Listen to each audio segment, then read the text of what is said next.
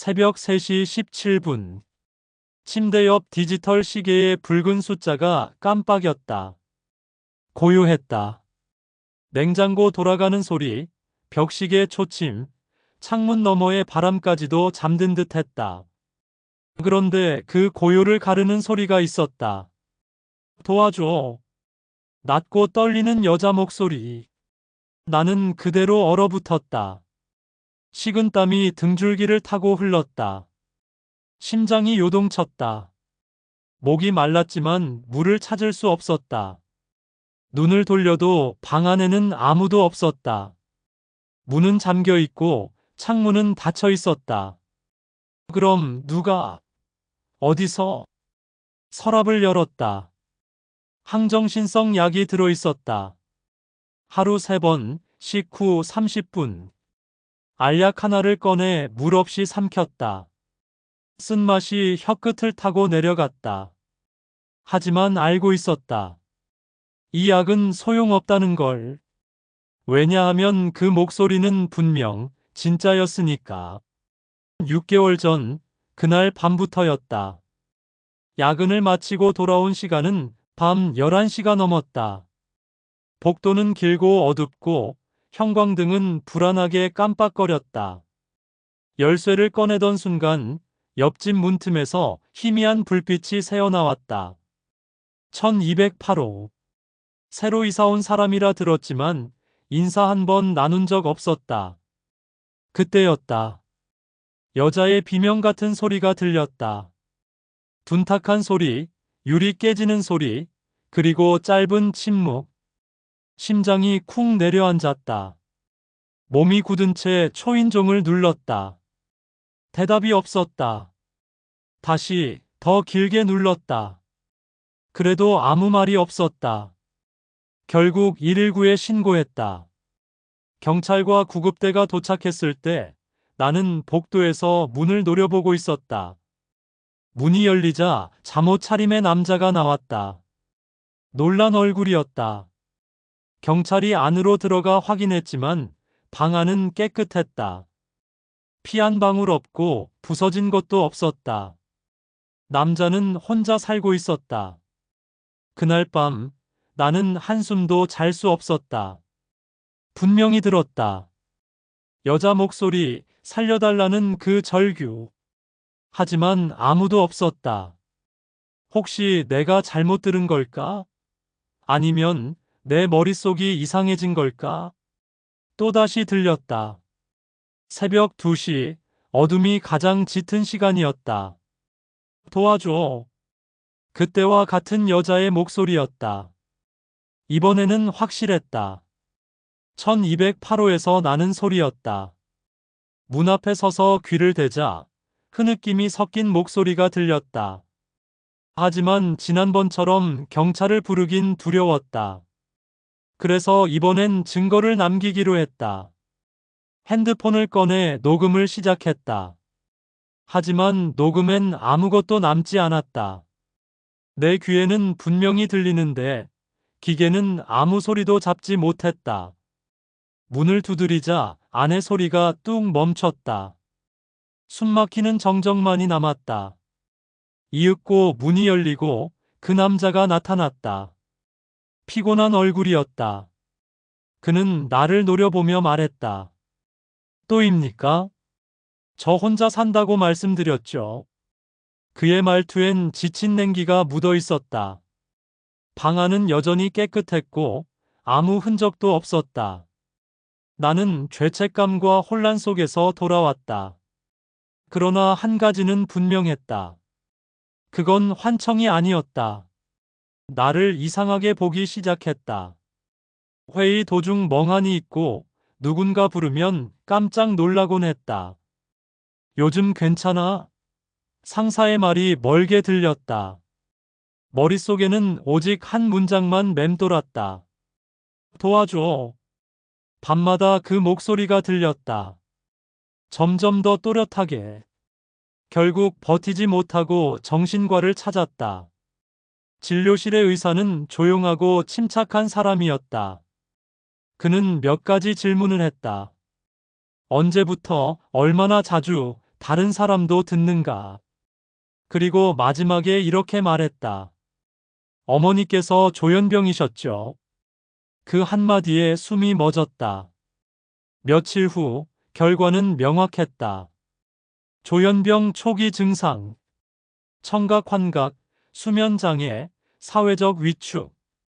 의사는 약을 처방하며 말했다. 이건 병이에요.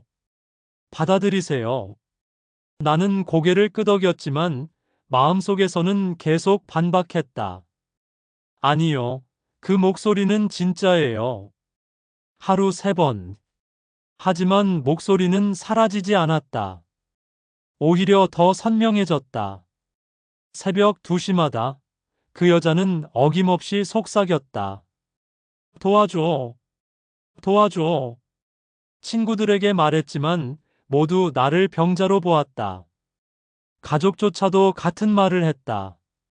너도 어머니처럼 아픈 거야. 어느새 세상은 나를 미친 사람으로 규정했다. 어느 날 밤 참을 수 없었다. 다시 1208호 앞에 섰다. 문을 두드리고 소리쳤다. 나와요. 안에 있는 거 알아요. 하지만 이번엔 남자가 먼저 문을 열었다. 분노로 일그러진 얼굴. 그 순간 이성이 끊어졌다. 서로 밀치고 싸우다 경찰이 왔다. 진단서를 본 경찰은 말했다. 환자분이시네요. 그리고 나는 병원으로 끌려갔다. 문은 밖에서만 열렸다. 하루가 길었다. 다른 환자들은 각자 다른 세상에 살고 있었다. 누군가는 허공에 말을 걸었고, 누군가는 울었고, 누군가는 아무 말도 하지 않았다. 나는 그들 사이에서 스스로를 위로했다. 나는 저 사람들과 달라. 하지만 곧 깨달았다. 남들이 보기엔 나도 그들 중 하나였다. 의사는 물었다. 아직 목소리가 들리나요? 나는 고개를 끄덕였다. 그 여자가 도와달래요. 의사는 기록지를 넘기며 말했다. 그건 환각입니다. 뇌가 만들어낸 겁니다. 그날 밤 천장을 바라보다가 눈을 감았다. 그런데 또 들렸다. 도와줘. 같은 목소리. 이번엔 더 가까웠다. 그때 병동의 한 노인이 내게 속삭였다. 너도 들리는구나. 그는 희미하게 웃으며 말했다. 나도 그 소리와 평생을 살았어. 그 말이 등골을 서늘하게 만들었다. 혹시 나도 평생 이 안에서 살아야 하는 걸까? 회복을 가장해야 했다. 나는 의사에게 말했다. 이제 목소리가 사라졌어요. 그는 미소를 지었다. 2주 후 병원을 나왔다. 하지만 세상은 전혀 달라지지 않았다. 집으로 돌아오자 복도 끝에 문이 다시 나를 바라보고 있는 듯 했다. 1208호. 나는 매일 밤 그 문을 지켜봤다. 남자는 규칙적으로 출근하고 퇴근했다. 낮엔 아무 소리도 없었다. 그런데 새벽 2시 어김없이 그 목소리가 다시 시작됐다. 도와줘. 이번엔 조금 달랐다. 방향이 위였다. 천장 너머에서 들려왔다. 위층 1308호. 나는 계단을 올라 그 문 앞에 섰다. 귀를 대자 흐느낌이 들렸다. 아주 분명하게. 그 순간 문 안쪽에서 누군가 움직였다. 그리고 문이 열렸다. 중년의 남자가 나를 바라봤다. 그 눈빛엔 차가운 경계가 서려 있었다. 잠시의 침묵 뒤에 문이 닫혔다. 남자의 표정 속에 무언가 있었다. 두려움인지 비밀인지. 그건 내가 평생 찾아 헤매던 대답의 그림자 같았다. 퇴원을 위해서는 회복을 보여야 했다. 나는 의사 앞에서 고개를 끄덕였다. 목소리가 들리지 않는다고, 약이 효과가 있다고 거짓말을 했다. 의사는 안도한 표정을 지었고 그렇게 나는 2주 만에 병원을 나왔다. 하지만 세상은 달라지지 않았다. 집으로 돌아온 첫날 밤, 복도는 여전히 어둡고 조용했다. 1208호의 문은 그대로였고 나는 그 문을 오래 바라봤다. 남자는 변함없이 규칙적인 생활을 했다. 아침 7시에 나가서 저녁 7시에 돌아왔다. 낮에는 아무 소리도 없었다. 그런데 이상하게도 목소리는 늘 새벽 2시에서 4시 사이에만 들렸다. 그날 밤 나는 다시 귀를 문에 댔다. 그 소리가 들렸다. 도와줘. 이번엔 방향이 달랐다. 아래도 옆도 아니었다. 위였다. 천장을 올려다보았다. 1308호. 바로 위층이었다. 심장이 요동쳤다. 계단을 올라 13층으로 향했다. 복도는 더욱 조용했고 공기마저 싸늘했다. 1308호 앞에 서서 귀를 대자 희미한 흐느낌이 들렸다. 분명 같은 목소리였다. 그때 안쪽에서 무언가 움직이는 소리가 났다. 문이 열리며 중년의 남자가 모습을 드러냈다. 순간 눈빛이 스쳤다. 경계와 피로, 그리고 무언가를 숨기는 듯한 기운. 남자는 짧게 말했다. 아내가 아파서 누워 있다고. 문이 닫히는 소리가 복도에 메아리 쳤다. 하지만 마음속에 남은 건 불안한 울림뿐이었다. 그 눈빛. 무언가가 있었다. 분명히 그 안에 무언가가. 다음 날 나는 도서관으로 향했다. 아파트 주민정보를 확인할 방법을 찾기 위해서였다. 하지만 관리사무소에 전화를 걸자 돌아온 대답은 단호했다. 개인정보라 알려줄 수 없다는 것. 그때 문득 한 가지 핑계가 떠올랐다. 위층의 소음 문제. 그 말을 꺼내자 잠시 후 관리소장이 전화를 받았다. 그의 말에 따르면 1308호에는 김민준이라는 남자와 그의 아내 박지은이 함께 살고 있다고 했다. 그리고 덧붙였다. 부인이 몇 달째 외출을 안 하더군요. 아프신가 봐요. 몇 달 전, 정확히 6개월. 그 목소리가 들리기 시작한 시점과 일치했다. 심장이 서서히 뛰기 시작했다. 나는 곧장 인터넷으로 박지은이라는 이름을 검색했다. 나이, 직업, 주소를 조합해 SNS 계정을 찾아냈다. 마지막 게시물은 6달 전이었다. 오랜만에 외출. 날씨 좋단. 사진 속의 그녀는 밝게 웃고 있었다. 그 이후로는 아무런 흔적도 없었다. 댓글을 확인하자 불길한 말들이 이어졌다. 언니 요즘 왜 연락이 안 돼요? 지은아, 걱정돼. 전화 좀 받아. 병원에 있다며. 언제 퇴원해? 병원? 그 단어가 머릿속을 때렸다. 나는 박지은의 친구로 보이는 사람들의 계정을 뒤졌다. 그리고 마침내 단서를 찾았다. 한 친구의 글이었다. 지은이 소식 아는 사람 있어요? 남편이 정신병원에 입원했다는데 면회도 안 된대요. 너무 걱정돼. 정신병원. 심장이 멈춘 듯 했다. 그녀의 남편이 입원했다. 그리고 그 시기 나는 그 목소리를 듣기 시작했다.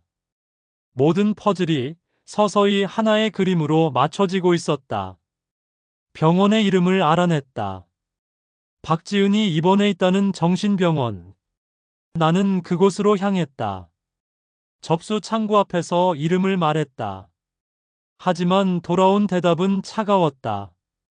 보호자 동의 없이는 면회가 불가능하다는 말뿐이었다. 그녀의 남편 김민준의 허락이 있어야 한다는 것이다. 나는 거짓으로 친구라고 했지만 그 말은 통하지 않았다. 병원 문을 나섰을 때 공기가 이상하게 무거웠다. 그냥 돌아갈 수는 없었다. 나는 근처 카페에 앉아 병원을 지켜봤다. 간호사들이 교대 시간을 맞아 밖으로 나왔다. 그중 한 명, 젊은 여성이 눈에 들어왔다. 용기를 내 그녀에게 다가갔다. 그녀는 처음엔 경계했지만 내 말을 듣고는 잠시 망설였다. 그리고 마침내 낮은 목소리로 입을 열었다.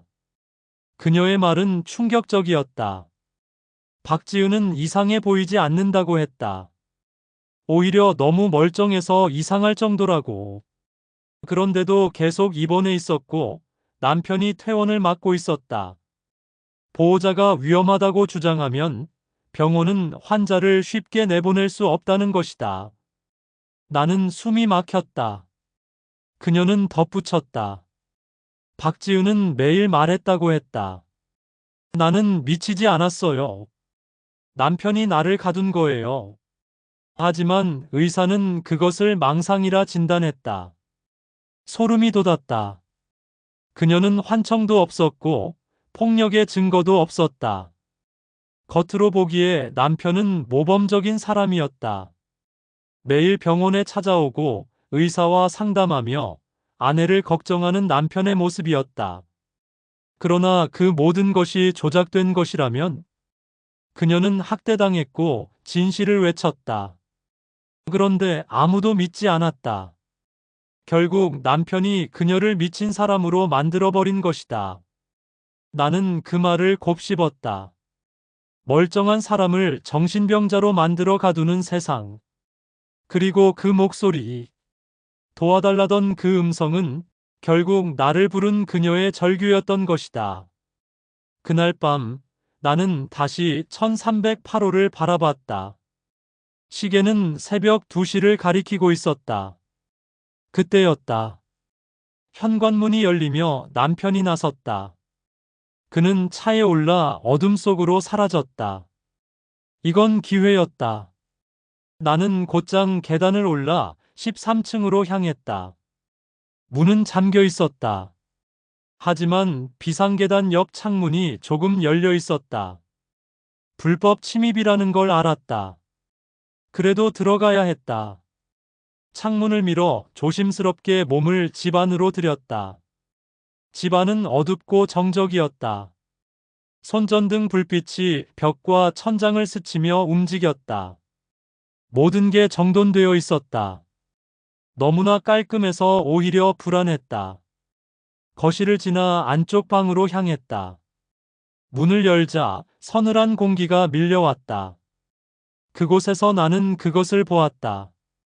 벽에 남은 긁힌 자국들. 손톱으로 절박하게 살아있는 누군가가 남긴 흔적. 그 사이사이에 단어들이 새겨져 있었다.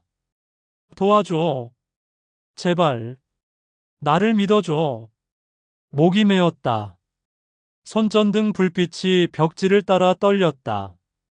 그 흔적들은 시간과 함께 희미해졌지만 그 안에 남은 절규는 아직 살아있었다. 옷장을 열었다. 여자 옷들이 가지런히 걸려 있었다. 하지만 모두 낡고 먼지가 쌓여 있었다. 6개월, 아니 그보다 조금 더. 시간이 멈춰 있었다. 욕실로 향했다. 세면대 아래 캐비닛을 열자 약들이 빼곡히 들어 있었다. 수면제, 진정제, 항정신병 약물. 그리고 그 속에서 한 가지 낯익은 것이 눈에 들어왔다. 핸드폰. 박지은의 이름이 새겨진 커버. 전원은 꺼져 있었다. 충전기를 연결하자 화면이 켜졌다. 잠금된 휴대폰이었지만 비상 연락 기능은 사용할 수 있었다. 최근 통화 목록을 훑었다. 6개월 전까지는 친구들과의 통화 기록이 있었다. 그 이후로는 오직 한 사람. 남편. 문자함을 열었다. 삭제되지 않은 단 한 통의 메시지. 박지은이 친구에게 보낸 마지막 글이었다. 언니, 나 위험해. 남편이 이상해졌어. 나를 가두려고 해. 만약 내가 연락이 안 되면 경찰에. 그 뒤는 없었다. 숨이 막혔다. 모든 조각이 맞춰졌다. 그 순간 현관문이 열리는 소리가 들렸다. 심장이 멎었다. 그의 발소리가 가까워졌다. 나는 어둠 속에서 숨을 죽였다. 그리고 깨달았다. 이제 나도 그 여자의 자리 위에 서 있다는 것을. 핸드폰을 주머니에 넣고 곧장 창문 쪽으로 향했다. 하지만 너무 늦었다. 순간 불이 켜지며 방 안이 밝아졌다. 공기 속에 분노가 섞여 있었다. 발소리가 다가왔다. 뒤를 돌아보자 남자가 서 있었다. 눈빛이 매서웠다. 입술이 움직였다. 분노가 터지는 소리. 몸이 먼저 반응했다. 창문으로 달려갔다. 그가 달려들었다. 팔을 붙잡았다. 팔목이 타는 듯 아팠다. 도망쳐야 했다. 본능적으로 발을 들어 그의 다리를 찼다. 짧은 신음, 그리고 빈틈. 팔을 뿌리치고 창문 밖으로 몸을 던졌다. 비상계단 난간을 붙잡으며 겨우 균형을 잡았다. 심장이 폭발할 듯 뛰었다. 계단을 내려갔다. 13층, 12층, 11층. 발소리가 따라왔다. 가까워졌다. 서라. 그의 외침이 복도를 울렸다. 문들이 열렸다. 잠들었던 주민들이 얼굴을 내밀었다. 그들의 눈빛 속에서 나는 완전히 낯선 존재였다. 멈출 수 없었다. 계속 내려갔다. 발이 미끄러지고 숨이 거칠어졌다. 마지막 층. 1층 복도. 문을 밀치며 밖으로 뛰쳐나갔다. 차가운 새벽 공기가 폐 속으로 쏟아져 들어왔다. 심장은 제멋대로 뛰었다. 뒤돌아보지 않았다. 어디로 가야 할지도 몰랐다. 단지 멀리, 더 멀리. 달리고 또 달렸다. 골목 어귀에 이르러서야 멈췄다. 숨을 고르며 주머니를 확인했다. 있었다. 박지은의 핸드폰. 손끝이 떨렸다. 이제 모든 걸 바꿀 증거가 내 손에 있었다. 다음 날 아침, 나는 경찰서로 향했다. 밤새 한숨도 자지 못했다. 손 안에 핸드폰이 내 전부였다. 창구 너머로 경찰관의 얼굴이 보였다. 어디서 본 얼굴이었다. 그는 전에 내 집으로 왔던 그 1208호 사건의 담당자였다. 그는 나를 보자마자 미묘하게 눈썹을 찌푸렸다. 한동안 말을 잇지 못했다. 나는 침을 삼키며 입을 열었다. 그건 환청이 아니었습니다. 책상 위에 핸드폰을 올려두었다. 박지은의 이름이 새겨진 그 폰. 그는 잠시 망설이다 화면을 확인했다. 메시지 하나. 6달 전의 마지막 흔적. 나 위험해. 남편이 날 가두려 해. 연락이 안 되면 경찰에. 경찰관의 얼굴이 굳었다. 하지만 입술은 여전히 신중했다. 불법 침입 신고가 들어와 있다고 했다. 조현병 환자라는 기록도 남아 있었다. 그의 말은 차가웠지만 눈빛 어딘가에 흔들림이 있었다. 나는 단호하게 말했다. 제발 확인해 주세요. 그 여자는 지금 정신병원에 갇혀 있어요. 남편 때문에. 그는 한동안 아무 말이 없었다. 그리고 조용히 종이에 무언가를 적었다. 며칠만 시간을 주세요. 그 한마디가 내게 전부였다. 집으로 돌아오는 길, 새벽 공기가 이상하게 가벼웠다. 모든 게 끝난 건 아니었지만 적어도 이제는 누군가가 들어줄지도 몰랐다. 그날 밤, 잠들기 직전 그 목소리가 다시 들려왔다. 도와줘. 하지만 이번엔 다르게 들렸다. 절박함 대신 무언가를 믿는 듯한 온기가 섞여 있었다. 나는 천장을 바라보며 속삭였다. 이제 믿어요. 곧 구하러 갈게요. 잠시의 침묵 후 희미한 숨결 같은 목소리가 대답했다. 고마워. 그리고 세상은 다시 고요해졌다. 사흘 후 경찰서에서 전화가 왔다. 담담한 목소리였지만 그 안에 미묘한 긴장이 섞여 있었다. 그들은 1308호의 남자 김민준을 조사했고 병원도 방문했다고 했다. 숨이 막혔다. 손끝이 떨렸다. 그리고 잠시의 침묵 끝에 경찰관의 목소리가 이어졌다. 박지은은 실제로 정신병원에 입원해 있었다. 하지만 의료진의 일부가 그녀의 상태에 의문을 제기했다고 했다. 남편의 진술과 환자의 이야기가 너무 달랐다는 것이다. 그 말 한마디가 심장을 세차게 두드렸다. 드디어 균열이 생겼다. 며칠 뒤 박지은은 다른 병원으로 옮겨졌다. 재평가 결과는 충격적이었다. 그녀는 정상이었다. 정신질환이 아니라 남편의 조작이었다. 남편 김민주는 체포됐다.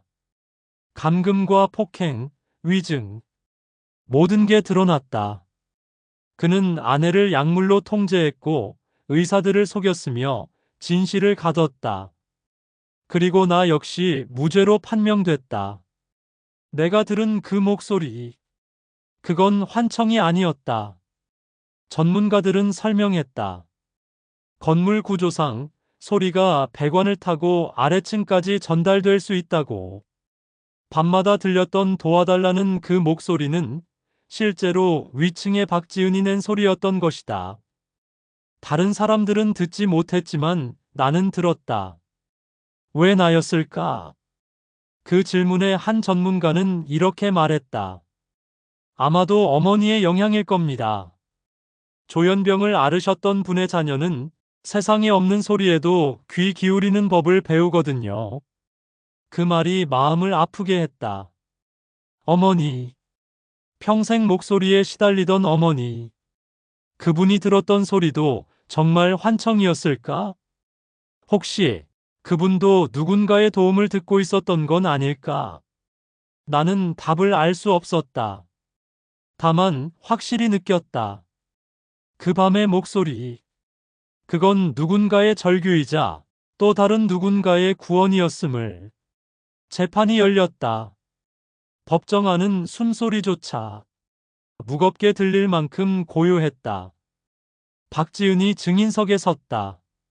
수척했지만 눈빛은 흔들리지 않았다.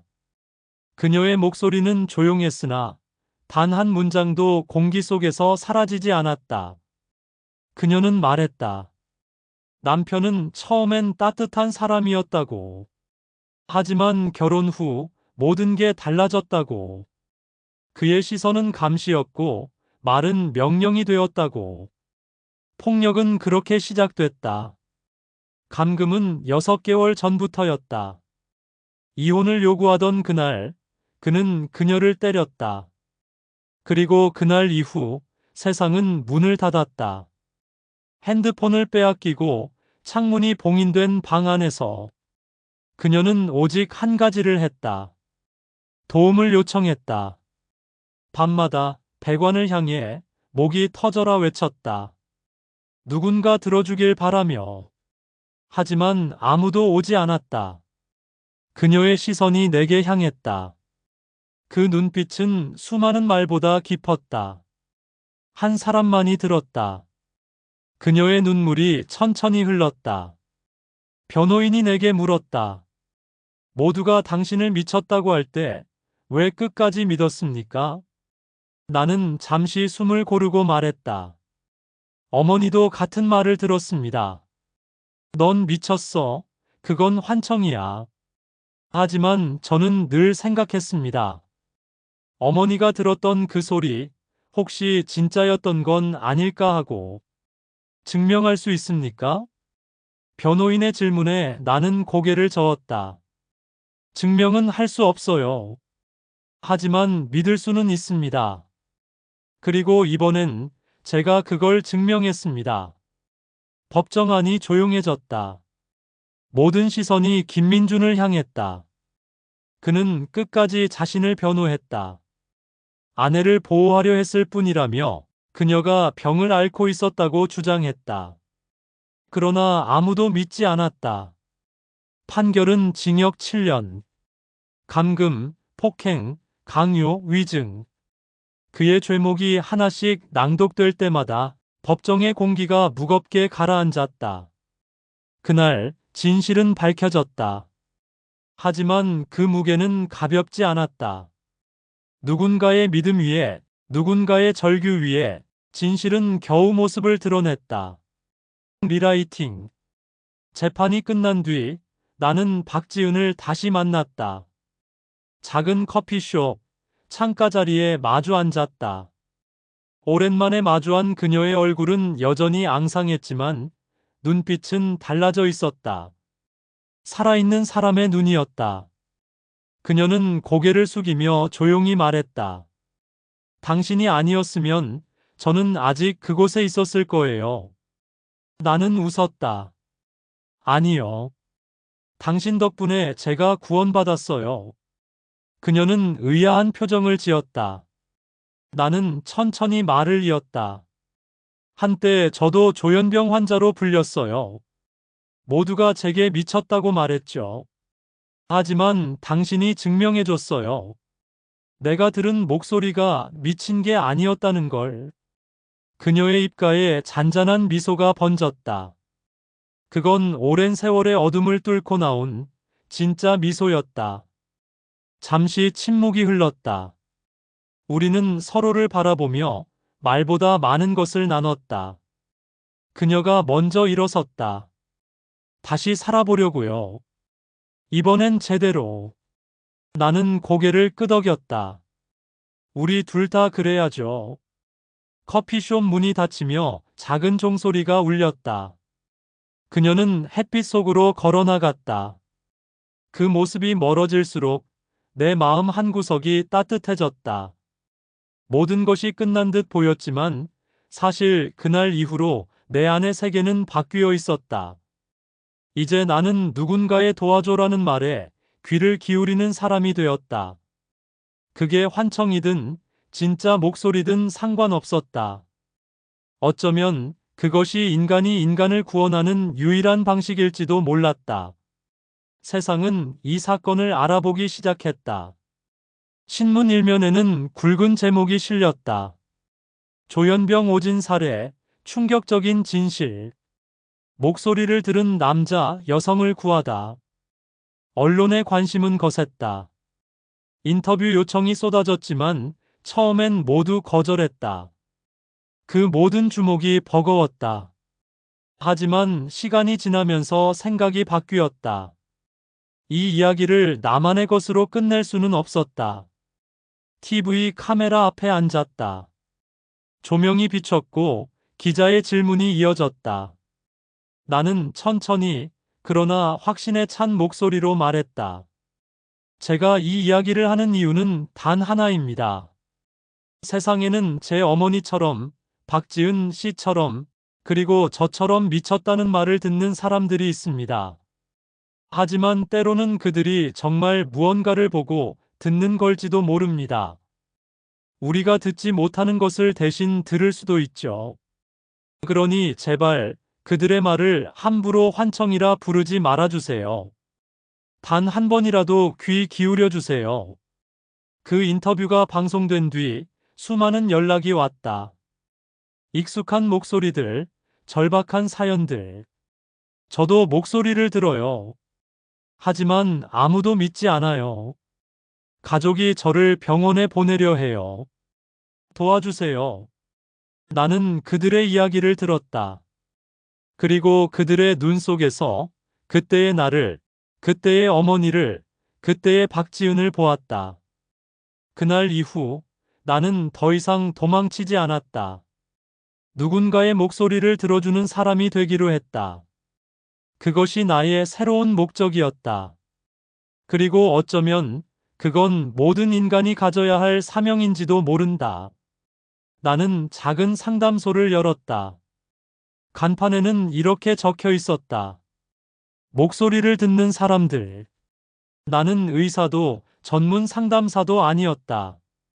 하지만 한 가지는 알고 있었다. 믿어주지 않는 세상에서 살아본 사람만이 진짜로 누군가의 이야기를 들어줄 수 있다는 것을. 첫 번째로 찾아온 사람은 젊은 여성이었다. 그녀의 얼굴은 불안과 두려움으로 굳어 있었다.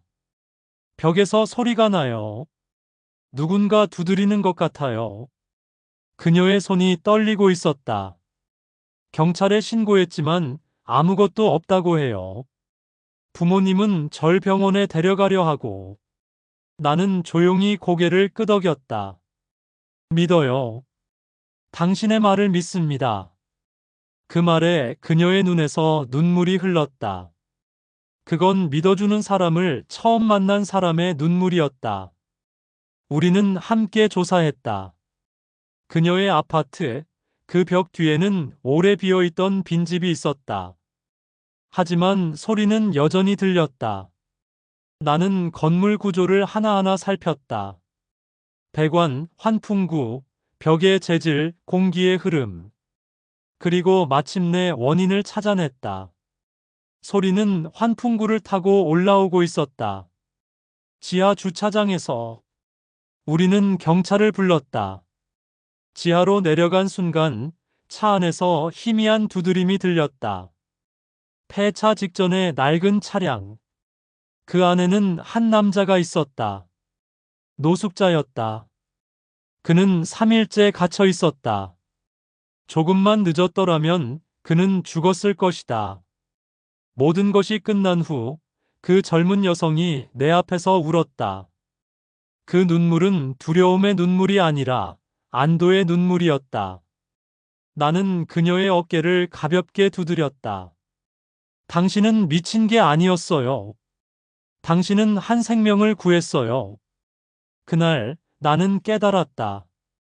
이 세상에는 여전히 들리지 않는 목소리들이 존재한다는 것을. 그리고 이제 그 목소리들을 듣는 일이 내 사명이 되었다는 것을. 10년 만에 어머니의 산소를 찾았다. 묘비 앞에 앉자 바람이 천천히 불어왔다. 나뭇잎이 흔들리며 햇빛을 반사했다. 그 속에 어머니의 숨결이 섞여 있는 것 같았다. 나는 묘비를 바라보며 천천히 말을 꺼냈다. 엄마, 이제 알 것 같아요. 엄마가 들었던 그 목소리, 정말로 있었을지도 몰라요. 한참을 기다렸다. 아무 대답도 없었지만 바람이 한 번 더 스쳤다. 그 바람이 이렇게 말하는 듯 했다. 그래, 나는 진짜 들었단다. 눈시울이 뜨거워졌다. 미안해요, 엄마. 그때는 몰랐어요. 엄마를 미쳤다고 했던 우리가 틀렸어요. 묘비 위에 손을 얹었다. 돌의 온기가 손끝으로 전해졌다. 이제는 알아요. 때로는 미쳤다고 불리는 사람이 세상에서 가장 제정신인 사람일 수도 있다는 걸. 산소를 떠나며 뒤돌아보았다. 바람결 사이로 어머니가 미소 짓는 것 같았다. 여전히 목소리가 들린다. 하지만 이제는 두렵지 않다. 나는 귀를 기울인다. 그건 누군가의 도움 요청일지도 모르니까. 이 세상 어딘가에는 여전히 목소리를 듣는 사람들이 있다. 그리고 아무도 믿어주지 않는 사람들. 나는 그들을 찾아 나선다. 그들의 이야기를 듣고 그들의 공포를 이해하며 그들이 홀로 외치지 않도록 곁에 서 있다. 왜냐하면 이제 안다. 때로는 미쳤다는 진단이 진실을 가리는 가장 완벽한 방법이 된다는 것을. 그리고 세상에서 가장 잔인한 말은 아무도 너를 믿지 않아. 그 한마디라는 것을. 하지만 나는 믿는다. 그들의 목소리를, 그들의 진실을. 왜냐하면 나도 그랬으니까. 만약 당신이 무언가를 보고 무언가를 듣고 있는데 아무도 믿어주지 않는다면, 만약 당신이 미쳤다는 말을 듣고 있다면 포기하지 마세요. 당신이 경험하는 것이 진짜일 수도 있습니다. 그리고 만약 당신 주변에 그런 사람이 있다면 섣불리 환청이라고 단정 짓지 마세요. 한 번만이라도 진심으로 들어주세요. 그 사람의 말이 누군가의 생명을 구할 수도 있으니까요. 진실은 종종 미친 소리처럼 들립니다. 하지만 그렇다고 해서 그것이 거짓은 아닙니다. 세상에는 우리가 듣지 못하는 소리들이 있고 보지 못하는 진실들이 있습니다. 그것을 듣고 보고 느끼는 사람들을 미쳤다고 부르기 전에 단 한 번만 이렇게 생각해 주세요. 만약 저 사람이 진짜라면 그 단 한 번의 의심이 누군가의 생명을 구할 수도 있습니다.